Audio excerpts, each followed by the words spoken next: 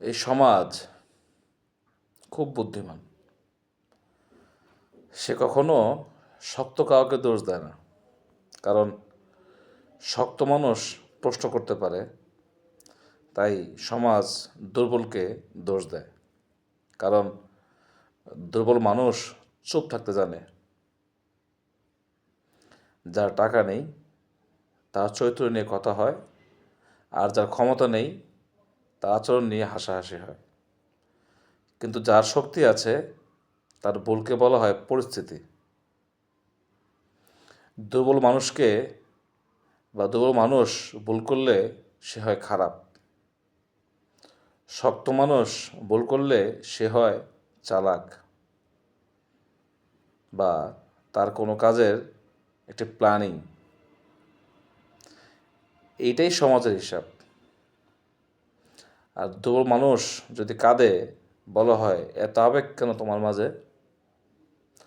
আর শক্ত মানুষ কাঁদলে বলা হয় দিন শেষে মানুষ তো। দুর্বল মানুষ চুপ থাকলে সে হয় অযোগ্য, আর শক্ত মানুষ চুপ থাকলে সে হয় গম্ভীর। একই কাজ, একই ভুল, কিন্তু বিচার আলাদা। কারণ সমাজ সত্য খোঁজে না, সমাজে নিরাপদ জায়গা খোঁজে। দোষ দিলে যদি বিপদ আসে, তাই সমাজ দোষ দেয় না।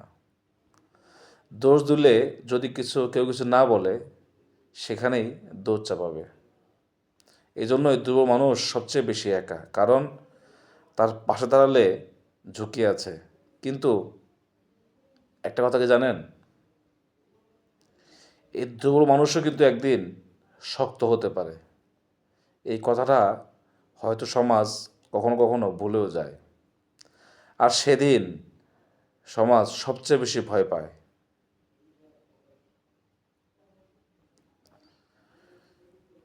সমাজ ন্যায়ের পক্ষে দাঁড়ায় না, সমাজ দাঁড়ায় নিরাপদ জায়গায়। ভালো থাকবেন, এটাই ছিল আমার কথা।